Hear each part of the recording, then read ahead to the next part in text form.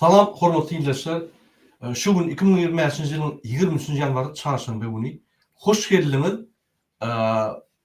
Penşenbe güni hoş geldiňiz Demokratik Opozisiýasynyň platformasynyň kanallarına. Şu gün men bilen gepleşige Demokratik Güýçleriň Konstitusiýon Centrynyň ýolbaşçysy Muhammed Düýje gatnaşýar. Muhammed aga hoş geldiniz. Salam aleykum. Selamun aleyküm Murad ağa. Selamun aleyküm vatandaşlar. Hoş bulduk. Sağ olun Muhammed ağa. Salam aleykum meni birgedik. Şuňky temamyz Türkmenistanyň prezidenti Türkmen halkyny ýigrenýär we onuň subutnamasy. Gelin şoňa bitirip geçelim. Men bir näçe videolar görýän Muhammed ağa. Ýöne şu videoları görkezmekden bir Türkmenistanyň gelen gysga habarlar bar. Men şonu aýdyp geçeýin, şu bizim temamyzda ona biz ýa-ni diskussiýa hökmünde seredip geçeriz. Ine Türkmenistanyň habarlar gelýär, Alaýatada Özbekistanyna işleyen bizim vatandaşlarımız Daşoğuz'dan, Levap vilayetinden şolar aýdýar, Murad aga biz $500-600 alamda Özbekistan'a 240'dan 290 dolar çeýin aýlyk alýar. Onam iň agyr işlerini işläp, ýa-ni maşin düşürmek ýa-da possudomoy kowurmak ýa ýene bir zat agyr işlerini edýär. Nikvalifisirowany agyr işler edýär. Egerde biz Gazakstanda işlesek, Gazakstanda bir $100, $150 ondan gymmatrak diýär. $350-400, $450 çeldi aýlyk bilýär. Ýöne şonda da Türkmenistana görä, Türkmenistanda $100 işlemeli bolýar. Ýani 10 sagatdan 8 sagatdan onu derek daşörde işler 2-3 etse köprek alýar. Şoň üçin biz daşörde gitmeli bolýar. Kyn bolsa da başga alajymyz ýok. Hökümetiň puly ýok. Hökümet gurumalaryna ziyatka bermeli. Özbekistanda, Gazakstanda ziyatka bermen güni işe gitip bolýar. Şoň üçin biz gitmeli bolýar diýerler. Bu bir gynançlyk. Şu ýerde de Türkmenistanyň prezidenti öz halkyny gowurýan bolsa, şol kösenýär daşyrda gidip kyn işlerde işleyen adamlarına kömek ederdi. Egerde hakykatdan öz halkyny işleyen adam bolan bolsa. Indi hökümetdäki gurumlaryň tehnik we ýalňyç öndürüji enjamlaryň üçünçüligi gatyp edildi. Hökümetde pul ýok. Zapçatlar, enjamlar almaly, oňa da pul ýok. Hökümetiň esas pulu Arkadaş şäherine gidýär. Pul tapyldy, Arkadaş şäherine gidýär. Şoň üçin ýa-ni ýalňyn öndürüji uğurlarda, ýa-ni Türkmenneft, Türkmengaz ýalňyç öndürýän ýa-ni pudoklaryna enjamlar çalışmagyna pul ýok. Şonuň ýa-ni enjamlar çalışmak üçünçüligi zboy berýär, hiç wagtynda gelen ok kynçylyklar emele gelip başlady. Diýmek bizim Türkmenistanyň ýa-ni esasy ugry benzokolonkaty eýýän azajyk büdürek başlady. Ine şu ýaly hökümet dolun tutmayan adamlar hökümete gelse bular ýa-ni disipline edip, finans disipline edip, ýa-ni hökümet dogry saklap, pullaryny dogry paýlap, büdjet saklap işlemen derip, ýa-ni Arkadaş şäherine pul bolsa şöýle soýalar, soň görberdik diýip, ýa-ni öňe seretmen bolşaly döwlet türýär. Indi iki kelleli prezidentler Serdar Gurmanlan hökümet agdarşykdan gorkýarlar. Bazarlarda halkyň üşen ýerlerine prostitutka goýup gidýärler. MHM'ler. Ýürüt MHM'de spesial gulluklar bar. Şolar hatda edarary ýerip, ýani Serdaryň portreti bolsa arkasyna ýürüt garaja prostitutka goýýarlar. Şonu 6 aýlap çalışman, şonu saklap we daşdan durup dinleýärler. Kim näme diýär? Bular hökümet agdarşyny gorkansoň iki zatdan gorkýarlar. Hökümet agdarşy we halkdan.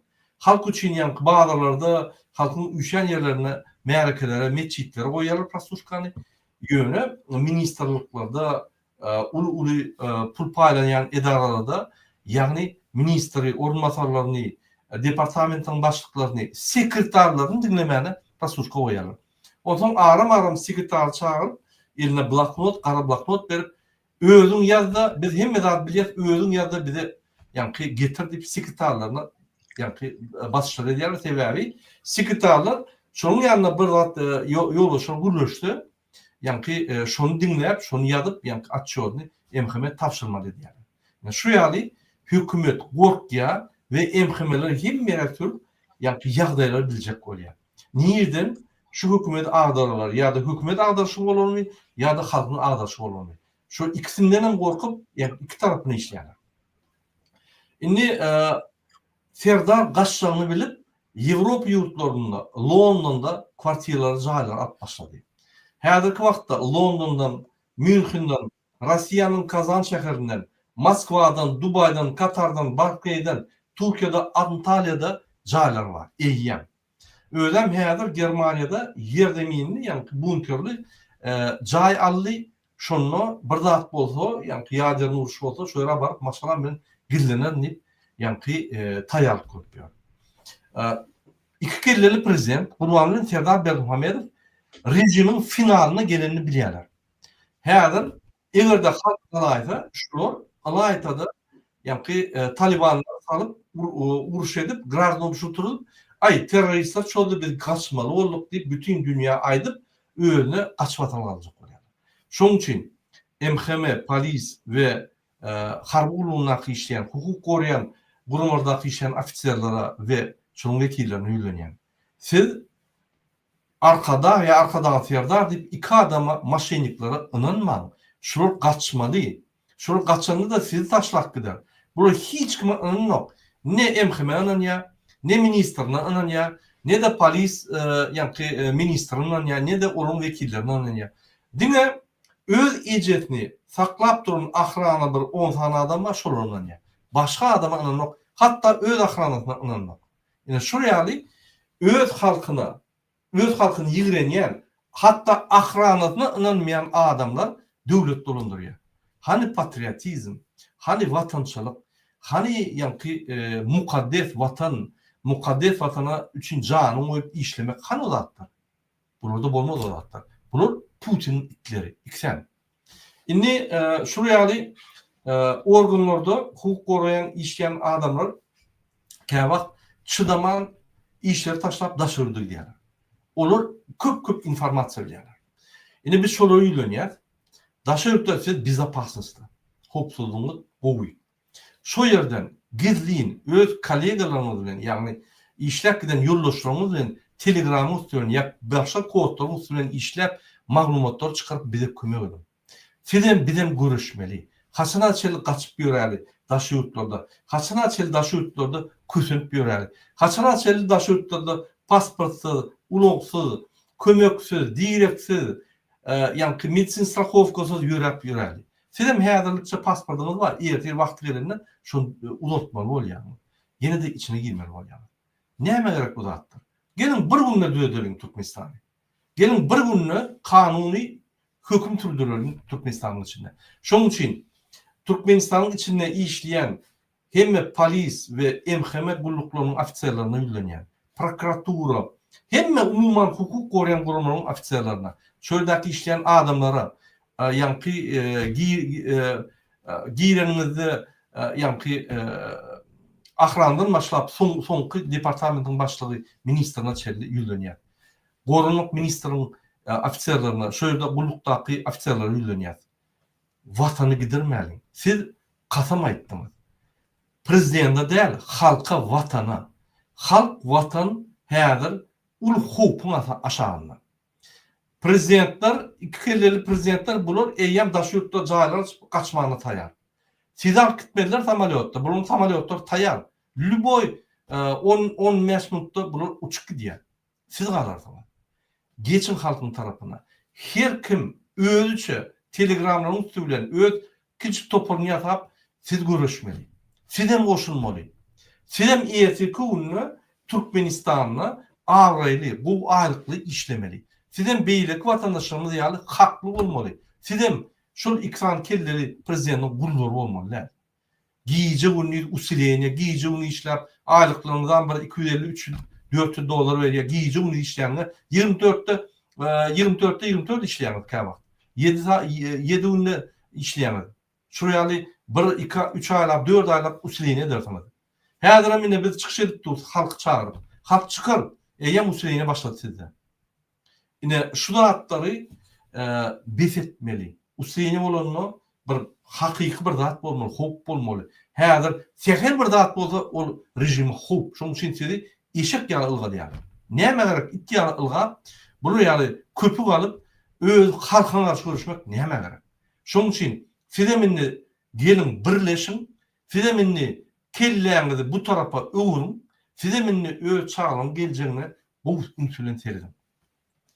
Ine şu ýaly maglumatlar geldi. Türkmenistanyň içinden Türkmenler aýdýar. Özbekistandaky işleýänler aýdýar. Murada Türkmenistanyň bergisi eýýem 30 milliarddan geç gitdi.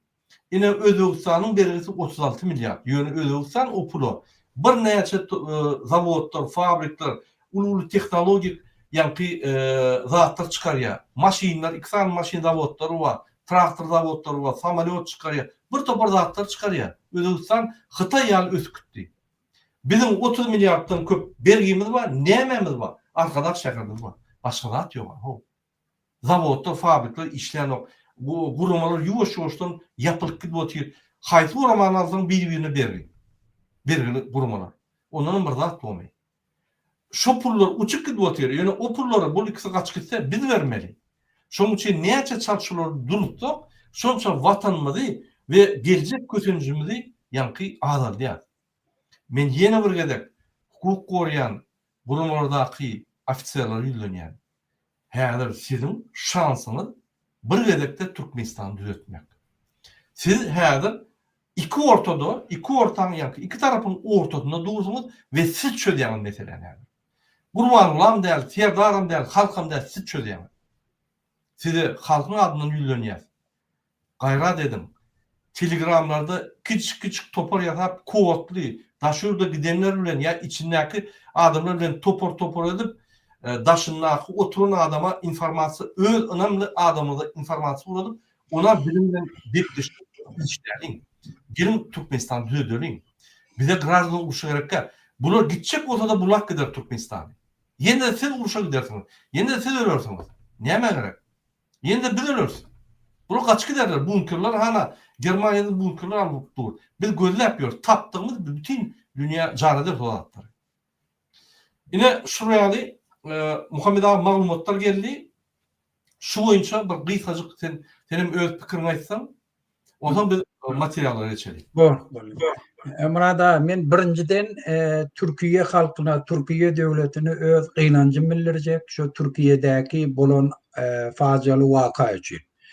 Türkiýeň bir resortlaryna bir jaý o mehmanhana odalyp näçe adam helak boldy. Men Türkiye halkyna, Türkiye döwletine tüýs ýürekden öz gynanjym bildirýär.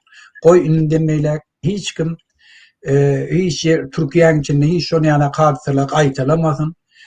Şu hadisede wafat bolanlar olan başgalaryna öz gynanjym bildirip olan ýatan ýeri ýakty boldy. Biz Türkiye döwleti we bütün Türk döwletleri öz garnaşymyz, öz doganymyz, öz belli bir interesimiz, bilelikdäki interesimiz baglygyny bilýär. Biz gowuşuňa düşünýäk, eger bütün Türk döwletleri, Türk milletleri birleşse, biziň hemme Türk milletlerimiziň, Türk döwletlerimizin howpsuzlygyny dol üçin edip bilýär.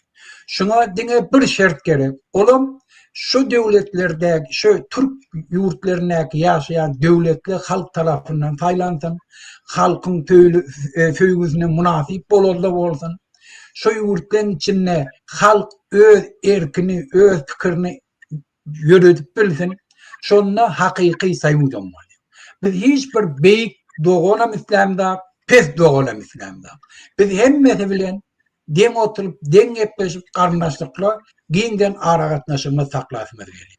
Biz eger birleşip, birlikde öz güýjümizi ýygnap, öz howpsuzlygymyzy dol üçin edip bilýär. Şuň 21-nji asyrda biz gördük, Türk döwletleriniň howpsuzlygyny bir topar döwletler aganyp oty, şonu ortaya tubut etdi, şol üçin hem howpsuzlyk üçin etmeklik biziň hemme Türk döwletleriniň borçy. Şoňa da birleşik gerek. Şoňa da biz gowy düşünýär.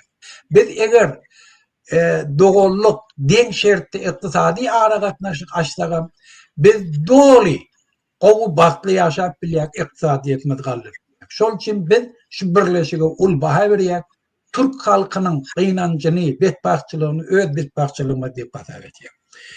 Bir burada ikinci Murada yani Türkmenistan'ın prezidenti öz borcun yerine getirmeyediğinin bir hakikatten şeyle. Şol için biz Kanada'dan, Fransa'dan vaktimiz koyup işimizden alıp çağlamın önüne etmeli işimiz etmeyen gelip halka şu datlar aytacak oluyor, yurdumu ütkötecek oluyor. Eğer şolu konstitusiya opalı olan olsa, öz yurdunu opalı olan olsa, öz yurdunu tüyen olsalar, hiç dünyanın hiçbir kuncuğunu Türk belli közenmerdim.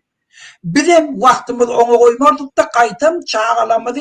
Hem mümkünçülüğümüz yurdu östürmeye koşandımız koşar. Şuna da hem mümkünçülüğümüz. Tecrübemiz ama, pulumuz ama, mümkünçülüğümüz ama, kuvvetimiz ama, aklımız ama yetti.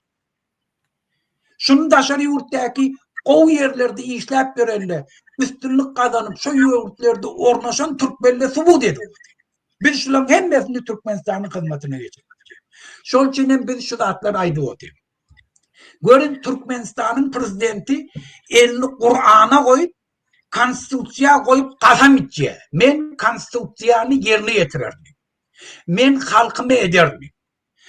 Halkı Türkiye'de köseni otu, neçe adam ünlü, şolun maşgalası anırda. Nimetçeklerin doğru haber alıp bilen aklı. Doğru haber alıp bilen aklı. Gödöğüne getir. Şöyle öldü mü, ölmedi mi, nerede, matlığı ne oldu, cayladılar mı, caylamadı. Şunu bilen aklı. Şolun çağası var, ece kakası var, ayağlı var, yakın kardeşleri var. Hemme haberden mahlum. Kimden haber almalı? Ben Kanada oturanlar, Fransa'da bir yerine oturanlar 3-4-50'den son haberler almalı. O tağdan dürlü haberler almalı. Siz şun yerine oturup görün, değerliye şunu. Bire yarın karnıdaş ölüptür, ne ayırlı ölenini bilene, ne yapıp onu getireceğini bilene. Gözüne getirin, şu katastrof. Bu haramzade de var.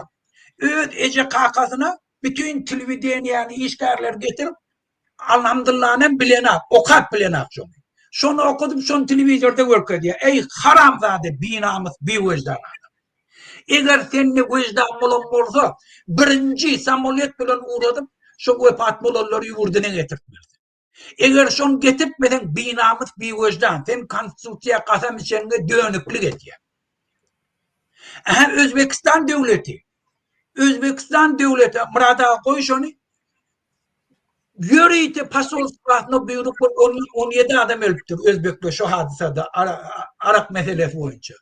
Yürüyte yığına geçirip pasolskasını zadaniye verip şoları yurduna vurdu vati.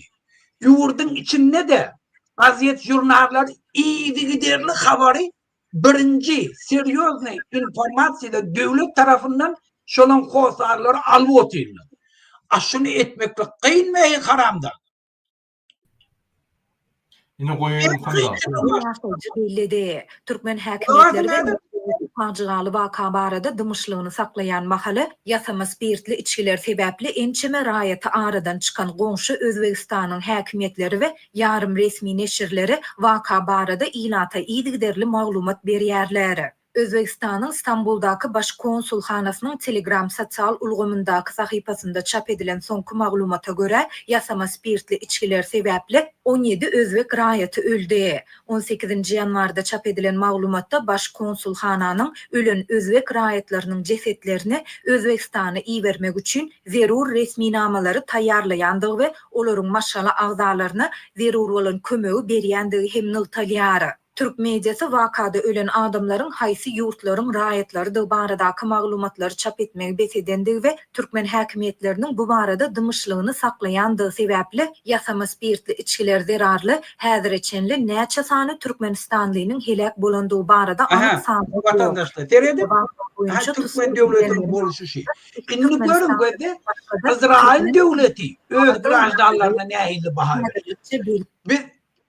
Beni nemeni Atanyagan halamda bir topar Filistin'den kanı döktü. Böyle öz halkının önüne, öz grajdanlarını boşaltmak için, öz beren kasam için bütün Gaza'nı dünya seyretmedi. Suud etseledi, şuna cinayetkar deyseledi, neyme deyseledi. Öz zalık saklap dururlarını boşaltmak için bütün Gaza'nı bambid etti. Haramzade sen kasam içtin. Sen Türkmenler için şu tadı otuyun. Sen Türkmenlerin bağlığının hasabını için otuyun şu tadı. Türkmen grazdanlarının nalok tölemeğinin hasabını otuyun. Haramzade binamız bir vicdan. Sen gidip Türkmenlerin bağlığının başlayana sarf ettiğin ne? Gerek yerine şu zatları etmediğin ne? Şol için vatandaşlar bu haramzadeden din oluyor. Bundan hem çalp dinar. Hədirim korkuyani. Dün Raşirinni hem oblastlardan kovsuzluk nemedir korkuya. Hədir ora bayramına bir tayinlik görüyor. Vatandaşlar tarava başlanına tarava mescitlere dolu. Yığınanın biz instruksiya verir. Türkmenistan'ın hükümetinin işleyen. Sizin karşınıza ekranına gelip adviniyeniye belirli türmeye basıyanca karışma. Şu an siz eğer öz nardaşınızı belli edip siz şunu veren cinayetkarçılıklı prikazlarının önüne dursanız halk sizi kollar biz sizi koratbilir. Size hiç de ettirtmez ediven bilmerler. Şunun için sizin yediğin seni ispatlayanınız hükümetin içindeki işleyen. Sizin hemen cinayetkar, biz sizi cinayetkarı öğrettik. Siz işe gelenizde de cinayet yolu bile geldiniz, işinizi devam ettiriyeniz hem cinayet yolu bile. Şunu hem mekşemmiliye çağa debiliyor. Sizin elinizde, olan eline, sizin karşınızda dasyo bolon için siz şu tadı otuyun. Olay İslamlık vakti şun kalları size türmeye basıveriyor. Şunun için türmeye basılmayacak olsam, şu vaktin, şunun beriyen prikazlarının karşısına gidin. Yerine yetirme. Şunu gözevini tutma, halkın karşısına gitme. Şununla halk sizin hem eden işlemden geçer, sizin gelecekti. Öz hakiki ornunuzu, dastoyna aylıkla bilen, kelleğinizi kaldırıp, dastatıkta yaşar yani, size şert görecek. Biz şu şortu size görecek. Biz şoyu zadi yöne yerden aydımda.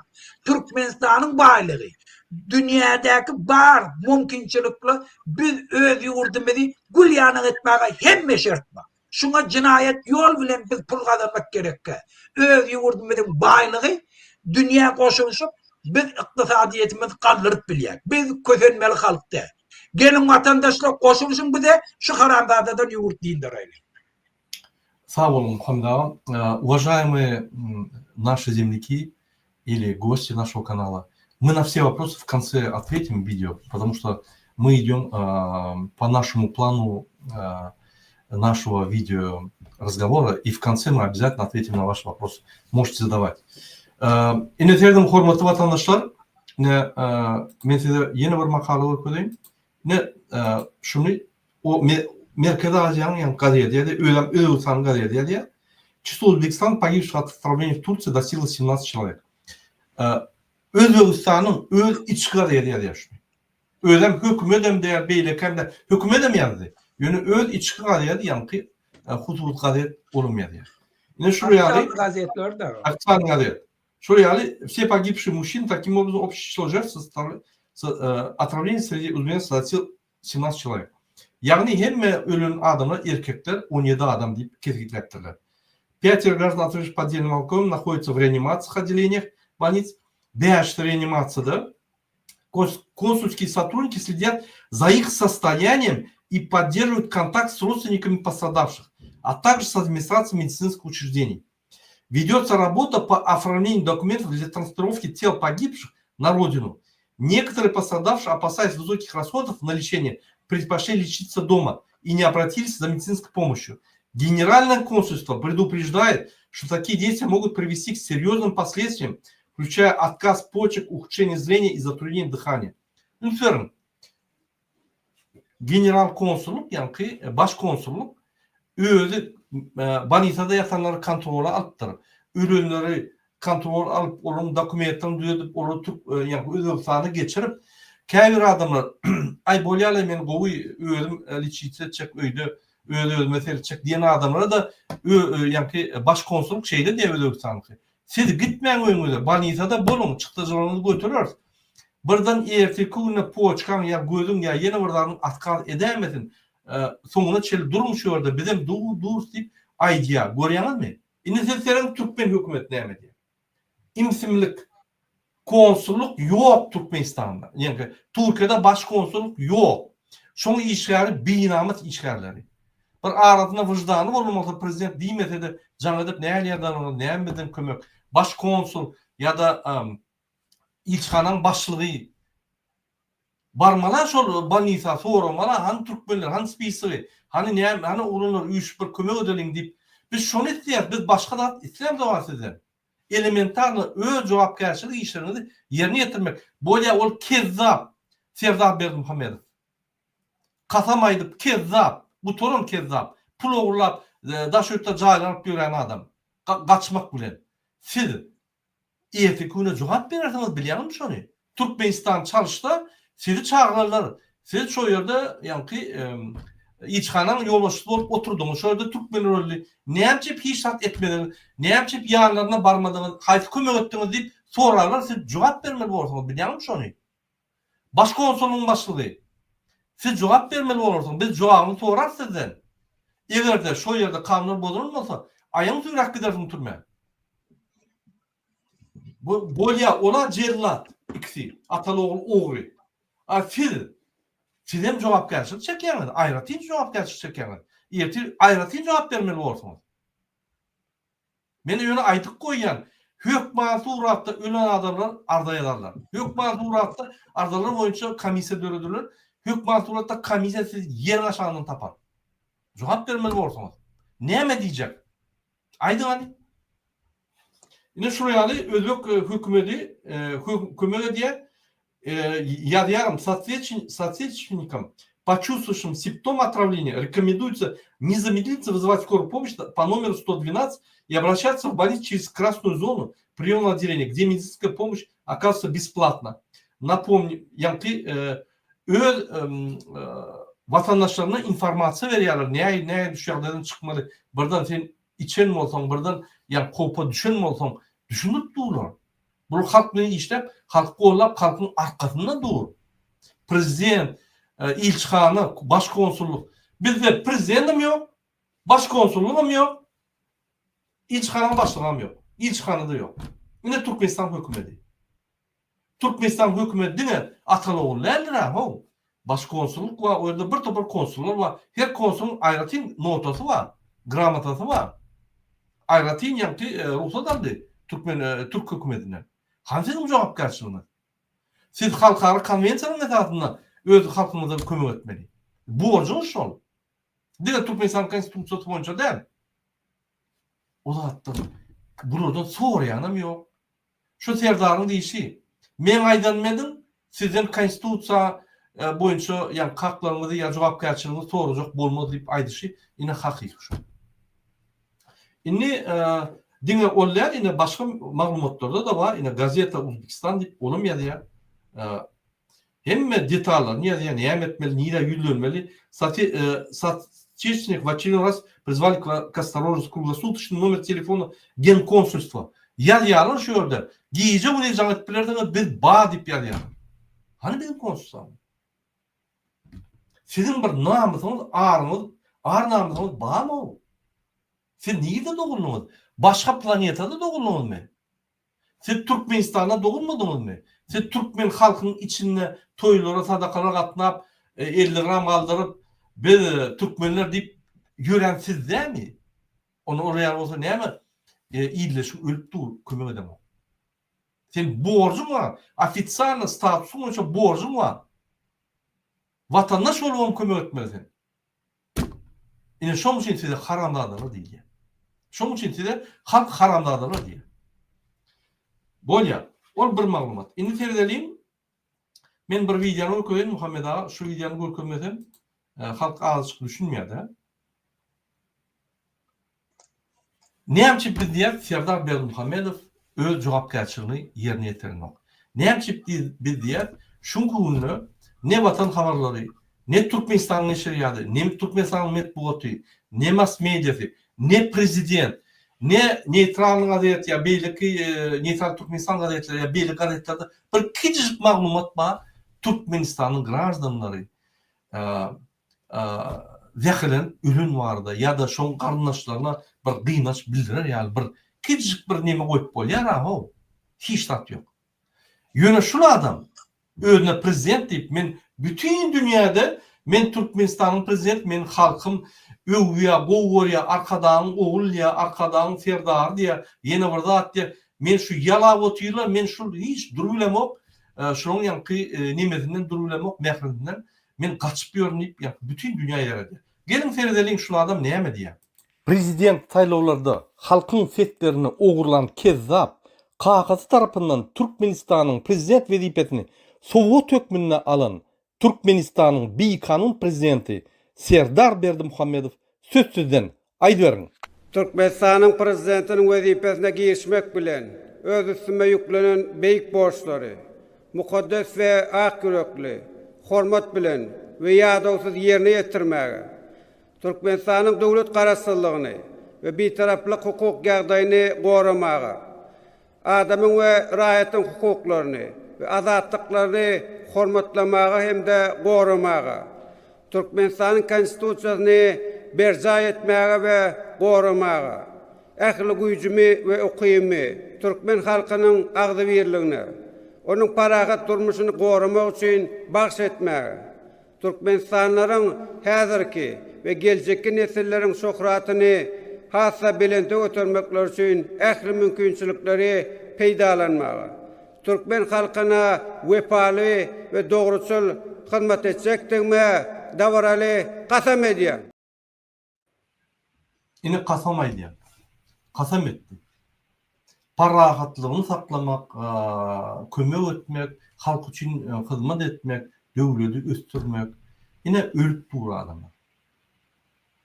Kasam etdi. Hani şu adam? Özem Türkmenistan prezidenti. Birinci borcu şunu etmek. Gelin Feridelin şu adamlar ölüp duka Türkiye'de idersiz, arkasız, hiçtatsız, arkadaksız, yani milli lidersiz kötünüp ölüp duka şul iksan cellat neyme diye. Gelin Feridelin. Yine Feridelin.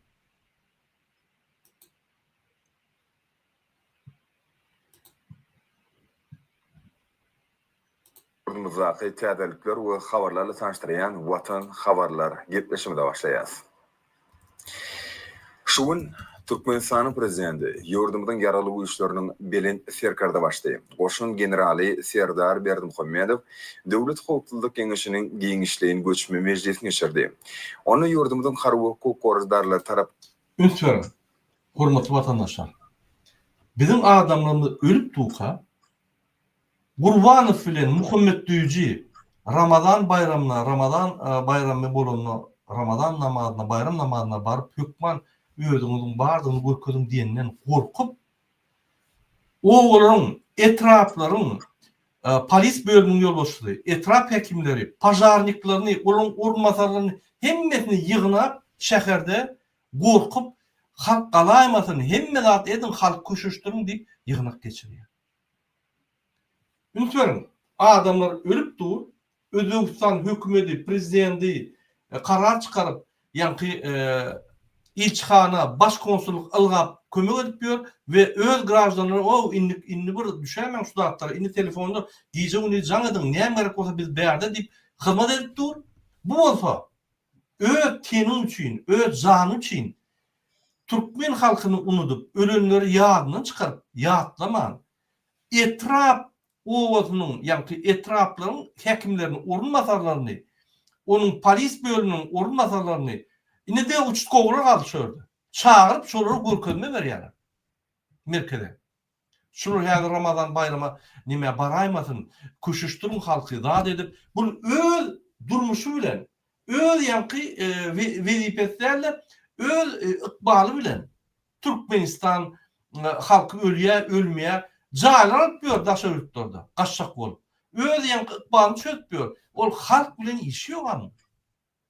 Indi men hukuk goýan gurumyň ýolbaşçylaryny izleýär. Siz merkeze baryp gördüňiz. Näme Serdar sizi ýygnaýar?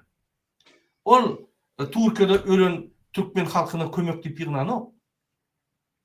Sizi öz gulu hökmünde görüp, sizi yerlerde halkı gysyp galaýmasyn diýip, ýene halk ölsün, kösensün, ölübersin. Men genosid dowam etjek, size meni gollaň diýip, sizi çağırıp size buyruk berýär.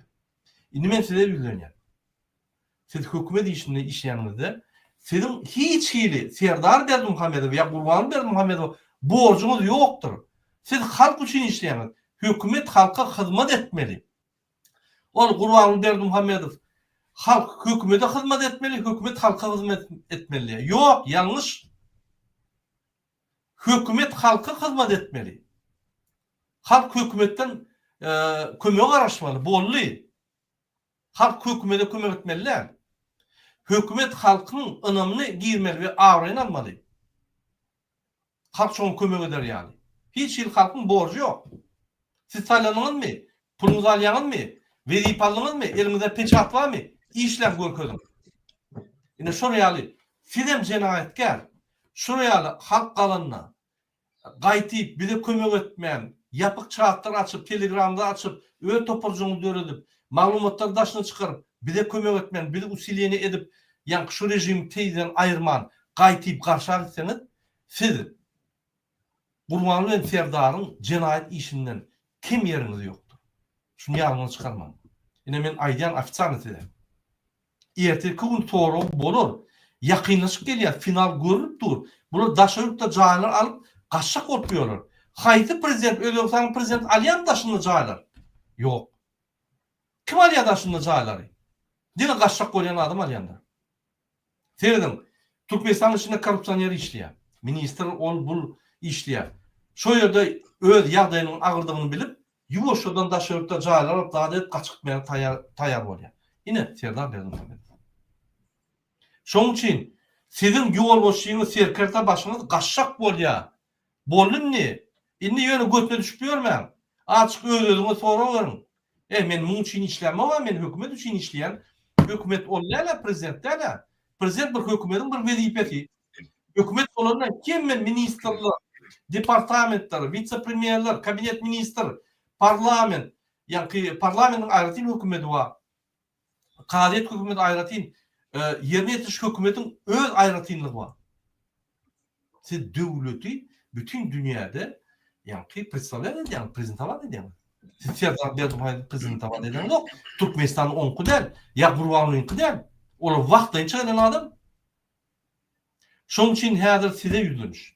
Sizimni başlangyň bir ýeriňi dogry tutun. Bolunni. Kösür birlik. Indi bet etmeli. Bileleşip şunu aýyrmaly. Näil pir bar ol edýäňizmi? Näil neme diýäsmi? Oň tapawy ýok, şunu aýyrmaly. Sizem halk ine haçan galar diýip garaşmaly. Sizem herekete girmeli. Näil herekete girmeli? Siz bizden akylly. Özüňiz bilýäňiz. Biz sizden kömek garaşyp durýar. Biz şunu aýyrsak, birinji bilen siz adatlyga çykýaňyz. Siz aýyňy sallap gitmeli adamlar, birinji bilen siz adatlyga çykýaňyz. Halk daşyna gider, günni görür. Siz gulçulukda, ýa-ni bokurdoňyzda, ol ortaňda işleýän pitler bar. Lübawak çekdiler. Siz häzir hukukda bol besedeliň bu zatlary. Indi Muhammed ağa, serdin şulardan Serdar Berdimuhammedow bundan 2000 hukukçuluk geňeşine geçirýär. Adamlar ölüp duýar. Hemde şu ýylla bu düzümlerin öňünde durýan esasy bu. Bolýa hukukçuluk geňeşini geçirdiňe şu ýa tragediýa boldy. Gelin ýa kömek edeliň, şunu aýdyp geçeli, şunu bir çäri berliň däl. O zatlara ýok. Näil meni woramaly diýip ýa hukukçuluk geňeşine geçirýär. Näme etmeli meni worar ýaly. Han bir tapyň bir zat yerlerde işleyen bir zat edin, maň tapawy ýok. Korrupsiýa edin, öldürün halky talan ýöne probleme getirmek bizi aýyrma. Bizi aýyrsalar sizem aýyrlar diýip alýarlar. Gurbanly ýa jerime salyň diýe oğullarda, welaýatlarda adamlar şo jerimeni töläp şähere gelbilmesin, gitbilmesin merkezlere diýip köprak jerime salyň, bytnamaýaram şo ýerden ýalar. Ine bulyň taktikasy. Men keypine diýem oga, ýürüte sana $100 aýlyk berilýär, ýürüte alt etse valyutany galdyrýarlar. Ofitsialny bütün dünýäni anlamak üçin sen 600, 700, 800 dolar aýlyk alýan, Özbekistandan ýokary. Ýöne sen hakykatdan Özbekistana barıp bulçuluk edýän. Bu näçe edýärler? Birden halk ýygnanyşyp, pul zyňyşyp, ýa-ni bizi aýyraýmasyn. Halky aşykda saklamaly. Bu bizim bilen iş bolmaz. Şol ýa-ni gazanmak bilen daşyrdy gider, öz gününi görür, bize ýakynlaşmak. Bize orlap ýörer. Ýa-ni öz dinastiýamyzy gurup, şeý diýip şol getip ýörer. Şu men aýdýan zatlarym ýalyn bolsa da, ýalyn kommentariýada suw dedim. Yine senin Muhammed Ağa bulun geçirgen bir Wezipler noktaları. kesgitlen Meclisine geçirdi. Sevdim. Makara çekler mi? Yine ben şu vakit çevreleri izlemiyorum. Berdimuhamedov Döwlet Howpsuzlyk Geňeşiniň giňişleýin göçme meclisine geçirdi.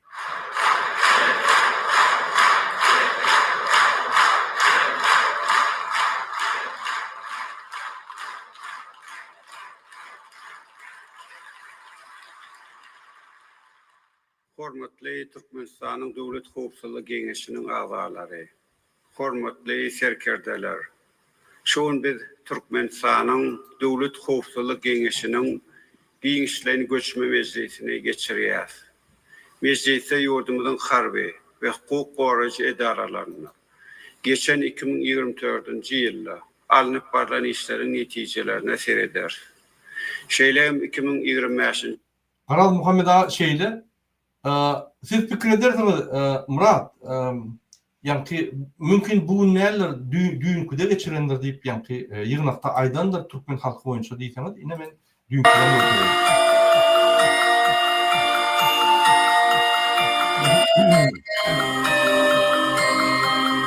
Bu dünkü. Ben şunkini okuyayım. Bol yer. Şu dün yığınak geçirdi. Bugün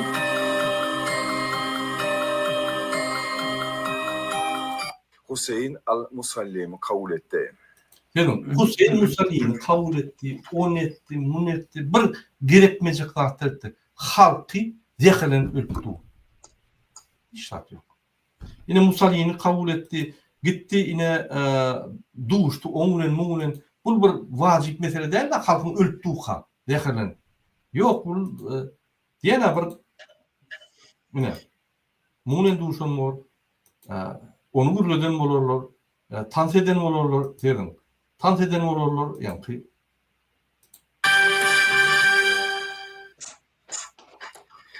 Şoňlar ýurdumyzda giňden bellenip geçilýän şanly sene watanyň goraşçylarynyň bunu münasibetli paýtatymyzyň bagtýarlyk etrawynyň çoğunly ýaşaýyş toplumyny içeri işler ministrliginiň ýanyna ýanyň howpsuzlygy müdirliginiň täze binalar toplamy. Tarayılımını Bolu Berdimuhamedov wadyna ýaşaýyş jaý toplumyny Dişlerin benetliklerine taraf. Bede o Türkiýede adamlar ölününe 2 günlap trawl verildi.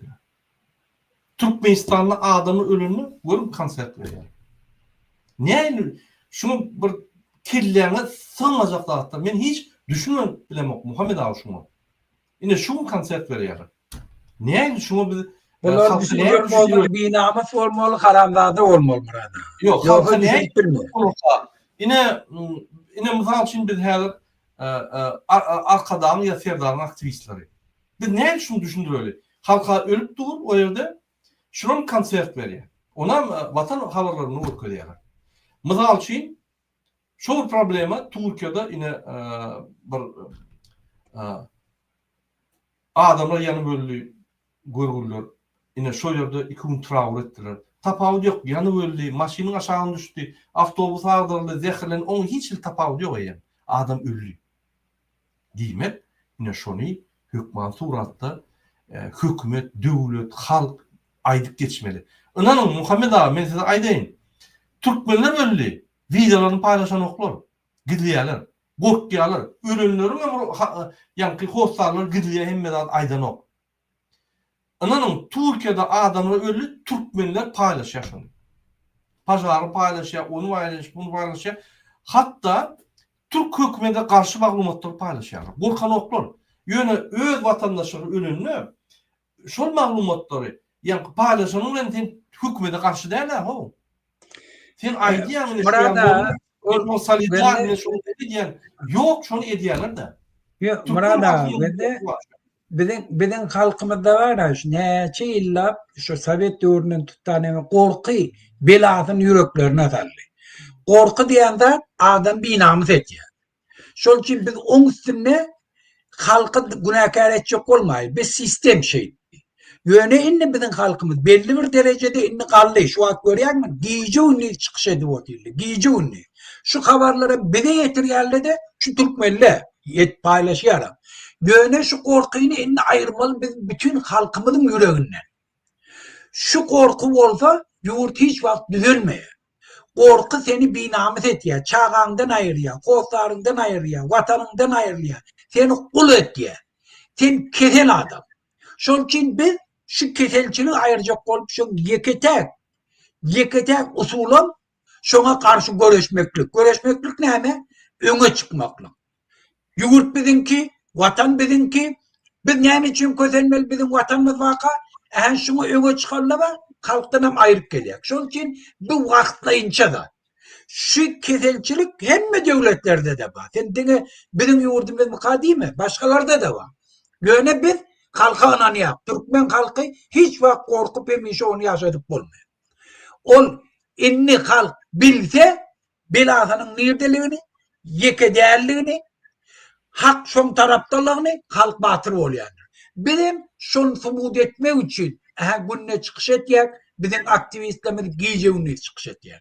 Şunun için bir diyen geçer. O haramzade Berdi Muhammed kredi oturmadın. Biz halka korkup yine saklar bilen. İnni o da devulli. İnni halkımız korkana. Doğru diyen Muhammed Ağa, yönü biz var bir şeyle bir güçlü cemiyet bulmalı. Birbirini kolla, bırdat bolsa paylaşıp, zat edip, aramızda. Serden Ukraynalar uşudık bu. Şu men daşırıkta öğren Avrupa'da. Şu bırdat Ukraynalar etmeli olsa ılgak gelip bir garıncalar yani. Yok yerden döre diyorlar Hemmet abi. Yok yerden. Biz bar yerden döre diyorlar zaman. Pulumuzdan mı, Hemmet adamımızdan mı daşırıkta közün bulşulu edip diyoruz. Ne? Düzeldir Murada. Murada düzeldir. İkram Kezzab o Kezzab'ın yanına hem şu yer yuğudun bir cellat bulunması Türkmenistan'da yığınap şolarını işleşiyor. Yine hükümetteki işleyen adamlar yani. Utunam yok mu siz hükümette işlemeni? İyi işe gidenimizde adamlar görüyanı da utunam yok mu? Halka karşı işleyen hükümette işlemeyen utunam yok mu? Utanyan mı olsanız? Yüreğinizde bir vicdan qarın olsa, giyin herkedenini boldu. Näme kısa Ederle. Men 1000% ananyan. Ederle. Kaçan halklar kaçan halkı kaldırayal ettiniz mi?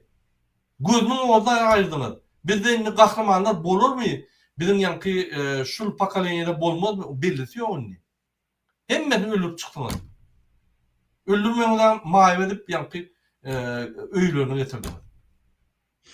Şu sistema türme basıp çıkarıp yankı çümp çıkardırmak korkuyunu şun kelletini koyup şolun real halkın içine gelip korkuyunu beyan ediyor. Türmeye vur düşeyemem o şu neyem diyse edin türmeye vur düşeyemem deyip yer diyalı. Bu bir sistema. Nerede var şun? Türkmenistan ve Demirkare'de var. Başka yerde yok. Türkmenistan'a görsen 70% oturup çıkan. Nerede var o da attı? Biz neye ettik bir 70% halk bir kanun yolda yürüp bilmeden başka yolda yürümeli olaydı. Ne etsin halk? Sen birinci kanun şartları düzelt, ondan sen onu talep edersin. Ne yapıp bir kanun hareket edeyim. Bunlar kanun şartlarında yürümeli ettiren, öğüleri sana yankı ziyatka bir ettiren, öğüler korrupsiya eder ettiren, kanun zaten hiç çözülen yok. Değil mi? Bardın öğüdü ve şu yank vakit yitirmedi yani pulunu bir çözüp gider ettiren, ondan sonra sen bir kanun yolu herkese giyen ve bir kanun oluyor. Şimdi bizim Türkmen vatandaşlarımız da aşağıda gidip bir kanun yolda dine göremeyen biliyor. Kanun esasında yürek bilen oklar. Hem de daha da bir kanun. Aradan işleyen. Murada bir gendat ba. Murada gendat ba. İşte Murada. Aynen. İşte bir gendat Azatlık Radyosu koyup duruşun. Marda diye invalitlere cay veriptirler de şol invalitlere nime edip hem şu fiziyatka bilen verilen. İnnem şolar bağırla fiziyatka veriptirin de cayların elinden alıyor diye işte. Yeni fiziyatka almak için. Şol için vatandaşlar gelin şu harambadalardan hemişelik din eyleyin. Sen pul marıp vaktlayınca ben cay alayan, iş alayan, ya dışarı yurt yani beğenme. Onu sizi kaytan cinayete itiklep, cinayet ettirip sizi kul et yerler. Diplemeryanak et yerler. Sonra yine de şu zatlen yine siz takyarlar. Gelin vatandaşlar. Şulardan hemişe dinleyin. Doğru. Muhammed Ağa, inemin İksan vatan havalarını okudum da. Beyliklerden gördüm hiç malumat yok. Şu gölgülü ölün adamların yağdayla boyunca. Hatta bunun bizim yağdayımda hatta doğun arnaşlaram hiç tatlı bilemem. Şuraya bir korkudu. Bir çıkmalı şundan. Kim olur? O ne sen çağan oluyor? O ne sen ağzını yapıyorlar? Elbette gıyırıp görmeliler koça. Yine bir paylaşıp geçtin. O mu işi? Sen hükman aytmalı onu. Ya sen YouTube'da aytmalı ya da sen TikTok'ta aytmalı. Şeyde bolup dur. Utanç değil o. Olan adamlar eğer hemmedat gülyalı olmasa Türkmenistan'ı yaşap maşalarını nimedip aktıklı çağa çoluk bulurdur o. Olur bir yüne yağdaydı. Yani mecbur yağdaydı. Daşına gidip hemmedat öl içine alıp şöyle grip yörettür. Şunun arak içmeyenin mecbur oluyor kâvirler. Kâvirler şunun içip öğünü açık stresten ayırıyorlar. Bunun yürekleri duruyor. Men oraya yankı aklam yok. Katı ervet ara işten. Ya bazat işten ervet. Başartan hiç içmeliler. Türkmen şonun yanına barmalılar. O ortalığın yankı tradisyası. Bizimki değil. Bizim dertli sorunu değil o. Yöne bolup da şeyler. Her Türkmenistan ne Muhammed Ağa? Ay hem meçhitlerde aytıp başladılar. Öğüleri bu ne kadar? Öğüleri çıktırlar. İçmedik olsa yaşardım. Binamıklar. Eğer de bir köçeden geçip maşin kakın olsa onu size mi diyecek mi? Öldü bu ne kadar? Köçeden geçmedik olsa ölmezdi. O ne hemen vurulmuyor? Yok Yani. Türkiye'de madarçılık var ha. Türk böyle caylanıp yatarlar. Ne mi? Ola ne biçim ünlü? Olar ne biçim alıp gidelim? Hükümetten sanak kaydanlanmış onu. Bir topor vurulmalar, bir topor gerek gel, yani komisyalar, hukukçuluk genişi. Yine hukuk. Türkmen halkı hukukun aşağında. Barın keliyoruz mazarçılığına. Hasam edin ne yaşanan Türkmen öldü. Sonku 5 yıllar haçam. Şoğa düşüyorsunuz. O gülgüller ne Türkmenistan'a gidildi, ne onun kâvirinin ahtları var, numuru var. Hani Türkmen hükümeti? Hani? Yine şu için size karanlığa değil ya. İşte ulunuzun gelen okul mecbur olayan teye halk her vakit canlı davaydı ya. Bu karanlığa bana şunaydın deyip yani ağzıma sapıp veriyor. Şunun için yine her mümkünçilik var. Azı birleşip bile şu iki kez daha tutsak edip türmeye sal bütün dünya gürk edip neye şunlar Türkmen halkını genosid edip öldürülmüşler. Mümkünçilik var. Şunu etmeli benim. Sebebi siz şunu etmeseniz hükman halk drajının uçuna girer. Sizi birden kırar. Alayta da ilçhana, o beyleki, başkonsul gizlenip görersiniz olayın bir yerden tutuyorlar size. Şunun için gelin havası girmeyelim, gelin bilirleşip meseleleri çözelim. Ondan sonra birimiz bağışlamam olur. Şu mesele boyunca. Biz esas durumdan değilsek, bizim maksadımız hem basmak, kıynamak değil. Esas durumdan değilsek, biz o neme diyer Nemis halkı beyik vatandaşlığı olmuş edenine ondan sonra yani bağışlaması orada hem bizimden. Pakayane değil ya da. Sizin pakayane ederseniz halk kabul eder. Yani hazırlıkçı siz halkın düşmanı oturduğunuz sebebi sizin serkerde başıyınız halk ölüpduğuka tanklar geçiriyor. Ne ama prezidentin bir zat geçiyen Türkmenistan'da yok. Ne yapıp aydıbilen yok mu? Siz ne yapıp diyordunuz? Bu yerde adamlar öldü. Biz onu aydıbilen de yok. Gidilep yok bütün dünyadan. Sizin tant etmiyordunuz. Halk kalar da elbette. Şunu da kirli işlemeyen Serdar Berdimuhamedov şu kuvunlu Türkmenistan'da olundup men size yine açık sözüyle ayacağım. Kemme gelen maglumatlar boyunca Serdar Berdimuhamedov'un diktaturası böyle jistok, yani represif olur. Burvanlığın bir yerinden oluşamalı var. Anladın mı? Oynatmayan şunu. Ayrılı şuları güçlenmekler. Biri hazır yankı yaktılığı uçup duqa. Beylikten min tek doğru öğüne almaka yankı hükümeti çözülmediler. Oturman. Hükümeti işleyenler aydan fikir etmen ay men hazır konfortta kalıp etmiyor hemen at gülyanmen ki. Sen tutulunda halka olur yazıyan olmaz. Sen ayağını sallak gidersin. Sebebi Serdar Berdimuhamedov aram korrupsiýanyny basyp halky açyk görkezmeli, ýa halkyň arkasyny tutýanlar. Sebäp işler we görkez bilen o halkyna kömek eden o, haçam eline korrupsiýanyny basyp aýyrmasa, sebäp siz üýüşüp onu aýyp bilýäňiz. Şunu ýadyňyzdan çykarma. Ine şeýle ýagdaýlar, men ýene näme görkezekdim size? Ine şu maglumaty görkezekdim. Bir gıysa aýdyp geçeýin, ine Türkiýede bolan ýa-ni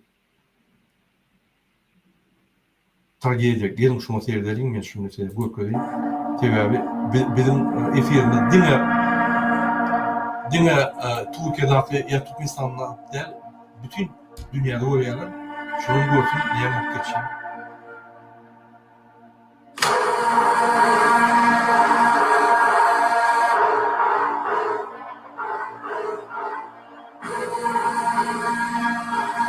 Türkiýede şu ýaly bir otel, ýani Bola diýen şäherçede bir otel ýanny diýjetne daňda ýatdyrda, 3-de 4-de we şu ýerde köp adam öldü. Ýanyp öldü. Häzir komada, banisalarda köp adam ýerleşýär. Şu men maglumat okudum, bir maşaldan 15 adam öldü. Sebäbi häzir men ýanlışmasam Türkiýede vakans diýilýär, ýa çağrym, kanikullary. Maşgala baryp şu ýerde ýa-ni din jamanyna baranlar ölüpdirler. Bir maşgaldan 15 adam. Ünçek görmüş zatlar. Näli Erdogan hökümet näli ýa-ni 2 günläp 48 sagatlap Türkiýede trawur, hiç ýyl toy bayram geçirmeden diýip ýa-ni karar çykardylar. Türkmenistanda toylap ýörler. Men aýdýana o uragan bolanlar adamlar ölünne 200'den gowrak 1000 mi 200 mi häzir bellisi ýok näçe adam ölünni. Bu sorunu konsert yapıyor. Gurmanlayan bir cellat gitaratını alıp. Ertesem pasportunun onu yankı ikinci sorunu konsert veriyor. Yine Türkmenistan hükümeti. Näme ütködi? Serdar geldi. Näme ütködi? Hiç san. Tapawdy bu gitarany çykyş eden o. Galanat ön kıyaly. Adamlar ölüm vakti gitarany çykyş eden o. Galan ön kıyaly. Muhammed ağa. Ha. Şimdi şu vatandaşlarımın soruları başlıyordu. Sonra bir cevap verdik ya. Men kan vakt özüm çıkış edenle men yani komentarlar koyamok sebebi hem çıkış etmek hem komentarlar koymak kıyım oluyor. Muhammed Ağa'nın çıkış edenle men koyup bilyen ve şunu cevap verdik. Ne şuraya soru var. Deport hakta gepleşip edin diye öz yurdumuzda şäherden şähere geçip bolanok. Geçip bolanok diye. Ne şu hakta aydık berin diýerler. Öz pikirinizi aýsaňyz, soň menim öz pikirimi aýtan. Şimdi Murada şu doli bir kanun. Adam hukuklar deklarasiýasyny dol kabat gelmeýändä, şonu gödök bolmakla. Bir ýurdun içinde hiç bütün dünýä gidip gelip bilmegini üpçün etmeli devletler. Bir ýurdun içinde absolutny hiç o nemesi ýok. O gurrun ýok o üstünde. Amerika 51 ştat. 51 ştatının her kaydının addelini konstitusiýasy var. Addelini konstitusiýasy. Addelini öz kanunları var. Bir ştatına mesela adamı atu ceza berilýär, o birine berilme. Eger bir o ştatdan o ştatı gitti, şonu atu edip bilmeýärler. Atu edip verip bilmeýärler. Onda da nerede yaşayacak olsalar yaşayabilir. Bizim haramzada bulamaz hemme vadi öz bäfitlerini öwrüýärler. Türkmenleri kul görýärler. Türkmenler siz hiç kim. Siz şu ýurdun eýesi, siz bizim kulumuz diýär. Şu noktaý nazardan hem ozak özüne amatly zatlary, özüne birden howp awanlar ýa-ni hemme şäherleri görýär. Şol üçin Türkmenistanlar sizin ýurdunuz ýok. Sizin elinizden allyly. Sizin baýlygyňyzy, eje kakanynyň goýan mirasyny sizden ogurladylar. Şol üçin hem namusyňyz bolsa, göjdanyňyz bolsa, şular kowmy ýurtdan. Hem gurrunşy, hökümetiň içindäki işleýän adamlar da eger bir göjdan, bir namus, watansyz bolmasalar, şular bu buyruklarını ýerine ýetirmeliler. Hem gurrunşy ne? Olunu edip bilyemi, kanun mu? Bokunu ya, hiç kanun yok şun yani. Sovet sistematından gelen tatlar, bulaşan devam ettirip otiyse ve amatlı. Korkuya. Daha Şavuduları getirmeye Aşkabat'a. Aşkabatlılar hem yere gidibil ya, ola gelipler. Bu karamdadılı şeyler. Şol için her vilayetim, öğüt baylığını şu karamdadılara verme. Sizin baylığınız Aşkabat'ta karamdadan oyuncağını öğürmedin. Keyfine öğürmedin. Şona namusçun bolsanız çıkın erti. Ayet namazına barın. Tarava barın. Bir şundan dindiriyek. Söden meriyek. Türkmenistan'ı eğer bir östürmesek tüf yüzmede diye. Sizin her gaydığınız bahsetmesek tüf yüzmede diye. Men şunu arkayın emradım. Arkayın hem aktivistledeyim. Arkayın fidaydı bilye. Dünyanın hem tecrübe olarak şunu subut etmiyor. Hükümetin içindeki işleyenler biz yatkasız arkayın yaşap bilir yana atya, kellerini kaldırıp bilir yana atya. Türkmenistan'ın içinde hem şartlar döretiye. Türkmenistan'ın içinde öz vatanın içinde işlep yaşama. Azık üçüncülüğün doğru üçün etiye. Hem kuartiraları devlet eyeçiliğinden ayırıp halka veriyor. Devletin yeri yok. Yerle dayhanlara veriyor. Devletin de adı yok. Şol için vatandaşlaydı.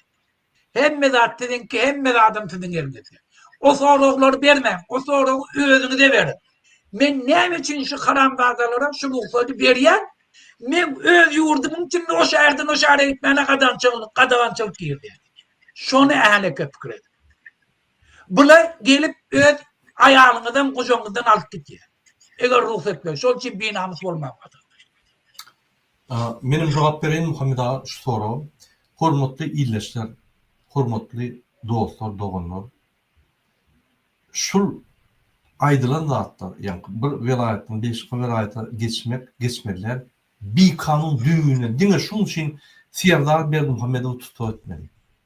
Hiç kimin hakkı yok. Bir Türkmen grajdanın bu velayete geçenine saklamana, bağırlamana ya da nemçi baryan deyip tuğramana hiç kimin hakkı yoktur. Düğünün bir kanun. Şunun için bular dil hak veriyorlar, yani ki polislere dil buyruk veriyorlar, hiç yerde hat-pat yoktur. Şu hat-pat bağ olunmasa bir yerden bir alıp eyyam daşına çıkar, eyyam oğunun stolunun üstüne bolur şu. Hiç tat yok. Bir zat deyse de ol men görkezdim 2 tane ayal maşgala bir yere giplemenen bilen o. Niye mi diyenem kavar yok. Şu royallıklar var ya, olurum ağzında olur ayda. Biz de o royallık yok. Hani kanun karar var mı şu royal? Yok. Demek yok. Şunun için şu royallık var mı? Karar kanun var mı? Yok. Bar yok kollayıp günüge çıkmeli. Bar yok kollaymalı. Öyle bir adam bolup derler, üç parmalı. Sen şu ovada mı? Şu velayetin granitsatında mı? Üyüşüp gelin yolları açalım deyip çık yan, geç gideyim. Men geçecek diyem. Hani karar var mı? Hani bir kararı. Men şunu tuğrat alacak, akşam öğrenecek konstitusiya seyret diyen de daş yurda iyi vereyim. İsteyen adamı iyi ver, bir de yeter biz şunu yankı yalıp ona verip yankı başarsak tuğda da verir şunu. Değil mi şu karar için? Benim burada atlarım. Şunun için ay geçiren ok, eyden ok, beyden ok. Mümkün ol polisler pul almak için siz geçirenlerle. Mümkün Serdar Berdimuhamedov'un havaram yoktur. Şunun için bar karar soran. Karar yok mu? Men saklama diyem. Saklayacak olsa gün prokuratura cana diyem. Men başka bir ayda eşek olayım men saklap dur. Karar zat görken yok. Ne etmeli? Gelin çözdüm şu ulan. Prokuratura ne için gerek? Kaçanla senin Türkmenistan içinde bir kuncuğunu hakkın bozulun yadayında prezident bolsun, suudun başlığı bolsun, prokuror bolsun tapağı yok. Bir adam bozsa sen istenip prokuror can edip şuraya bolli gelin yine şu yerde men dur bozuldu çözüm deyip şunu çağırıyorum deyip bileyim. Ya da gün şun adını alıp barıp gün aradan taşlak deyip bileyim. Siz edemde oğunuyum. Hiç kim şuraya ya ofitsial hareket edin yok bunu mu? Hiç ediyor. Mesela diyeyim, biz Serdar Berdimuhamedov kayet doğru. Hem cinayetçilerin arkasında duran arkadaş ol. Yöne kayverler Serdar'ın arkanızda mendurun hiç kim konstitusiyanın kanunlarını sizden sorma basın diyen vakti bunun Çin'den geçip yani kanunlar boluyor. Sizin şonu öğrenin. Şunun için şuna karşı yerlerde görüştüğünüz ferdaram şonu ondan batıyor. Mecbur oluyor. Sizin görüşünüzü kanun etabında görüş başlangıçında. Yöne eğdiyalar, beydiyalar, uruyalar, koyuyalar, eğdiyalar, beydiyalar. Açık bir sapratiwleyin etmeli. Yani onu dinlemeli. Ardağın koymalı. Bir şerkede girmeli. Genelde oldu Muhammed abi. O doğru. Polnist o doğru. Индекс Орова и Нешёрда. Здравствуйте, у меня вопрос. Что будет с теми людьми, которые много лет работали за границей, и у них нет стажа на госработе? Şunu yankı pensiya hakkında vurulmaya diyebiliriz. Yine şuraya bir daşörükte işler, Türkmenistan'da pul geçiriyat ve sosyal problemleri çözüyat yönü. Yine Türkmenistan'ın barınmada pensiyamız bolmam deyip. Şu mesele mi kadiyen mi? Ve Murada şunu var ya 10 çözün. Onun yörüyte bir devletin başka bir devlete gelip işlemeye giden adamlar oyuncu devlet arasındaki şartnamasını devletlere verir. Siz eğer başka devletten tüzüm yurdunuzda immigrantla gelip işleyecek olsa şunu yana şartname edin devletlerin arasında olmalı. Şu şartnamada yankı daşar yurtta işlerinin tek stajına giriyor. Pensiyanın fonduna geçiyor. Sen o şu tade eğer iş atsa da bırdat boldu devletle öz üstüne alıyor ya idarala şu kanun değişti kanunlu var şuna değişti. Sen çağağına eğer okutacak olsan şu tade okumağı şu devletle borçlu okutmalı çağağına. Sen pulunu uğradıp bilmeyene devletle şart öğretmeli. Sen gidip gelip bilmeyene şart öğretmeli. Şol işleyen yurdunda kanunlu tana da değişti olmalı. Şu konkretni onun kararını yazılı. Güvenip bu karamdadılı yerine getirelim. Biz şol için canımız köydürüp kıygırıp otuyor. Bu karamdadılı Türkmenler dine tağlayanlar. Türkmenler bağlığını eğlenip beyleki devletlerle karamdadılarla paylaşıyorlar. Şol için biz kıygırıp otuyor. Canımız köydürüyenimiz şol. Yurt bizimki, bizim hemme bağlığımızı kesekle dargadı otuyor. Sen pensiyana olmaya, sen basmana bir yurda salmaya. Şehrin içinden hem şehre geçirtmeyenle, vilayetten vilayete. Kazanınca puluna bir tuvar itlerini sen elinden alıyor. Hele ki bizim yurdumuzun yağı. Çağağını armaya veriyen, vatanımı korasın deyip mahimeti uğratıyorlar sana. Anırda vuruyorlar, yençiyorlar, afiterle Ece kakasının kazağına yaşıyorlar. Şundan gülmüyorlar mı vatandaşlar? Şol cinayet ya. Biz düğüp götür Türkmenistan'ı yük götür. Biz yurdu, yerimizi, baylığımızı, halkımıza sindir ya. Şuna söz ver ya. Doğru. Benim cevap verin şu adama. Здравствуйте еще раз. Я отвечу всем на русском языке.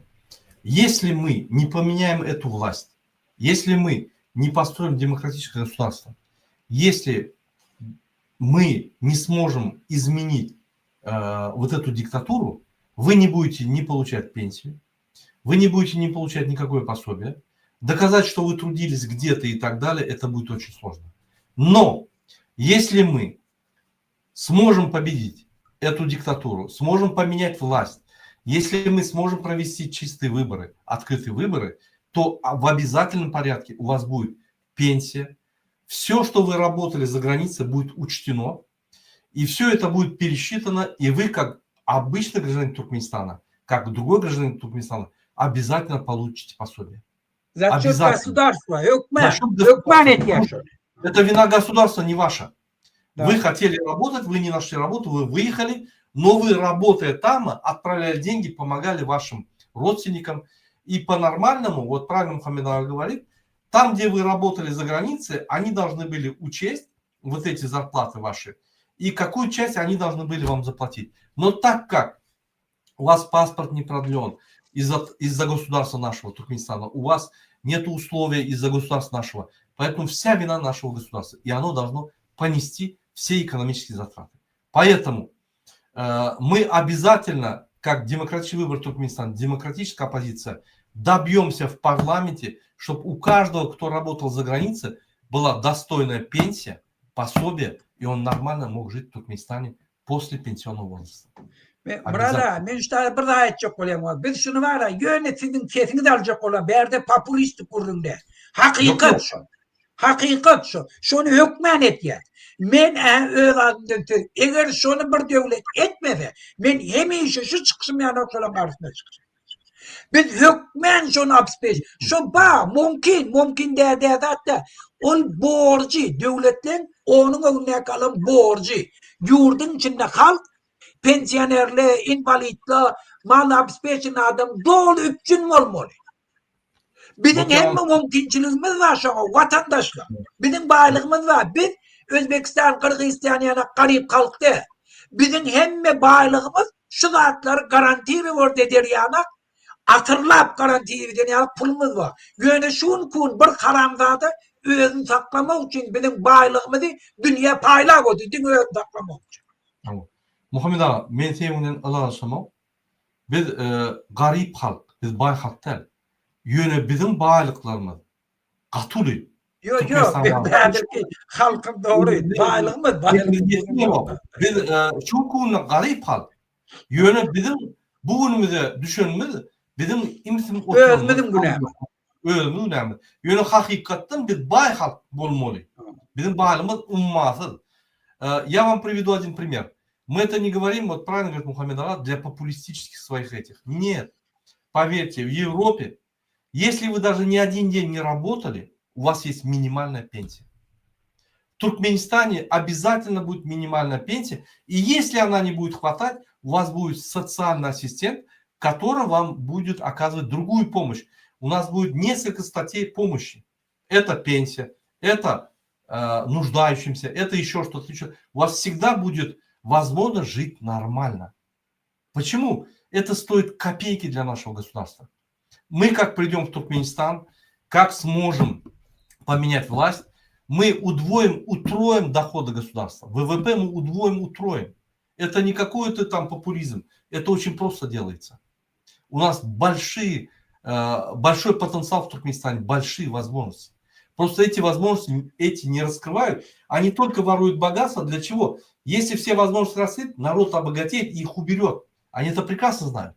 Поэтому они только воруют богатство. И сидят, чтобы остальные были бедные. Почему они делают зарплату $100? Специально. Чтобы официально разница курса в 7 раз, 10 раз. Всему миру показать, что у нас средняя зарплата $700-800. Она выше, чем в Средней Азии, самая высокая. Посмотрите статистику. Но на самом деле мы получаем $100 специально в течение 33 лет. Чтобы мы голову не подняли. Мы всегда работали, мы всегда искали, мы всегда скитались, всегда думали только, как заработать и прокормить свою семью. Чтобы не объединились. Это специально делается. Почему курс доллара держат так специально с разницей? Чтобы народ бедно жил и весь мир обманывает. Не забудьте. Если бы президент работал бы для народа, как он сейчас говорил, он бы в первую очередь курс доллара поставил бы и достойно платил бы зарплату. Это первый шаг, который он должен был сделать. Я уже не говорю, кто-то умер, трагедию объявить, значит, 2-3 дня траура в стране. Это уже элементарная вещь, которую он должен по обязанностям своим делать. Посмотрите, он наплевал на народ Туркменистана. Он его ненавидит, он его боится. Он думает, как себя спасти. Куда убежать, если они встанут. Он больше ни о чем не думает. Мы сегодня вам это доказали. Muhammed ağa, şunun eğer ruhsat verdiğinde çıkışımızı utarayla çoğunluk. Men şu bir Trump hakkında aytacak bolýan. Şu an vatandaşlık dünya ýütgeýe. Şu an Trump hemme vatandaşlar bilýär, onu şahsy neme boýunça hiç halamak. Ýöne Trump bir adam eke durmuşdan çıkan tecrübeli biznesmen. Yaman krep karakteri var. Ol bürokratik sistemadan çıkan adamda. Şol için ol häzir Amerika gelmek bilen Amerika dünyadaki ulu rolunu hemmemiz bilýär. Bütün dünýäni ayağa kaldırdı şu an. Hemme öňkü bar düzgünleri bulaştırdı. Alın täzeden çöküm. Täzeden vurun. Hatta ondan men çıkacak diye oldu. Bütün Dünya Sağlık Kuramasından çıktı. TikTok'u yapacaktıydı derreu $500 milyon yardım satın alıp açtı. Men ne diyecek bolýan? Bütün dünyanın ütködü oldu. Hädiren bir daşary işler ministeri koydu. Özü Kubalı asıllı diktatörler halana. Absolut halana. Bilye hemme bilen olacaklar diktatörlüğünden. Özüm udvitirli şol Amerika'da kongreste 99 adamın sesini aldı. Hiç karşı çıkan adam olmadı. Hiç kim karşı çıkmadı.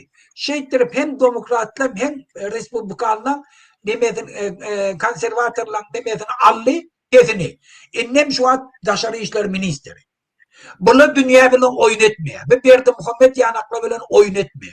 Birinci eden de adam yani Trump nemede Международный ekonomik forumda çıkış etti. Şonda Trump'ın birinci öňde goýan adı bilýän mi näme? Neftin bahasyny aşağı düşürmeli. Bir diýdik näme watandaşlar? Türkmenistan ýanak neftine dayanıp iqtisadiyetini ünf vermäni, şoň puly bilen döwlet saklap duran döwletden wagty gutardyn. Olara indi mümkinçilik berjekkä bolýar. Eger aklyň ýetgän bolsa ýurt dolandyrmana, iqtisadiýetini galdyrmana ola. Halkyňa şert töret, işlet, pul gadan. Inni Berdi Muhammed'in pulu bolmaýar. Men şunu aýtjak bolýar. Berdi Muhammed inni neftden gazdan satyp keyf edip aydym saat neme edip umne şäherini, akylly şäherini ury bilmeýär. Şol üçin Türkmenistanyň ýagdaýy öňküden hem beter erwetleşýär. Dünýäde inni eger sen hereket etsek Berdi Muhammed ýana adamlar gollajak döwletde de ýok. Putin'i görüp otýaňyz ugladykdylar. Zamarajo ettiler hemmesini konserveriwot ettiler. Putin'in bilýäni dünya siýasatynyň ýok. Nol. Özüni ispasa edip bilse boldy. Şol üçin onu bir ugladykdylar. Şol üçin Putin'in bilýäni Orta Aziýada ýok. Diňe halkyň ayağa kalmagy. Halk ayağa kalsa şu atlı. Biz hakyky öz başlaklymyzy elimize alyp bilýär. Şol üçin watandaşlar hiç zatdan çekinmek, binamız bir vicdan bolmaýly, öz imanymyza, vicdanymyza öwürleýlik, öz watanymyza ýeçgäýlik, inni demeýlek çağalamyz, eje kakalamyz, pensionerlerimiz, invalidlerimiz inni közenmesin. Biz şoňa dastoyny, biz şonu oňarýak, biz edýänmilýär. Anek aktivist öňe çykdy, giýjüne çykyş edip oturlar, goşulşyň bilelikde watanymyzy halat edýär. Hiç kim bizi halat etmeýär. Diňe özümiz. Şonan biz oňarýak. Men söz berýän Türkmenistan düýköter ütkedip bilýär. Hökmänit hemme mümkinçiligim bilen bar. Şol üçin özüňizi birje sagadan közemen. Diňe kelläňde pikir şu bolsun, näme men etmeli. Näme men elimden gelýär. Şonu birje mun oturup oýlanyp, biz şu karamdadadan diýýär. Men aýtjaklarym şu murad. Köp taňaýaksyň sag bolun Muhammed aga öz pikirlerini paýlaşýanyňyz üçin. Hormatly dinleyijiler, şunu biz efirimizi tutarýas, ýadymyzda çykarmaň. Ramazan aýy başlanana birinji günden başlap meçitlerde üýşýär. Muhammed aga gaty bellek, gowy bellek geçdi. Akşamky namaza bar bermeli. Şöyle üýşüp biz Türkmenistanyň hökümetini ırgyldyk başlamaly. Bolundy. Biz görüşmeli. Her bir adam görüşmeli. Şu ýerde meniň Telegram adresim bardyr we e-mail adresim bardyr. Kim görüşe taýýar bolsa men bilen habarlaşyň. Biz ýapyk şartlarda işlep edýän. Onu näme? Hoştap bolun, indiki gepleşikleri çelli. Öz kommentariýaryny ýazmany unutma, öz pikirlerini ýazmany unutma. Bir haýyş bar. Ay, bu halk bolanok, eýle bolanok diýmem. Kömek edilmeseňiz, hatýaby maýdan ýykmaň adamlary. Maýyny ýykmaň. Hatýaby demotivasiýa etmeň. Bizim halkymyz başga halkdan ütköşkeri ýokdur. Bizim hökümetimiz başga hökümetten ütköşkeri haramdadylar. Bolly, diňe şol tapawdy. Galan da halkymyz beýle halklar ýaly, gahrymançylyk ülkeden taryhda hemme zat eden. Diňe bizim haramdadylarymyz bizim halkymyz şunu getirdi. Bu kaget saldy. Diňe şondan. Şoň üçin hemme zat bilýär bol, pikir etmeň. Ýeňiş diňe bizim bilen. Inip gepleşip hoşlanmaly. Sağ olun.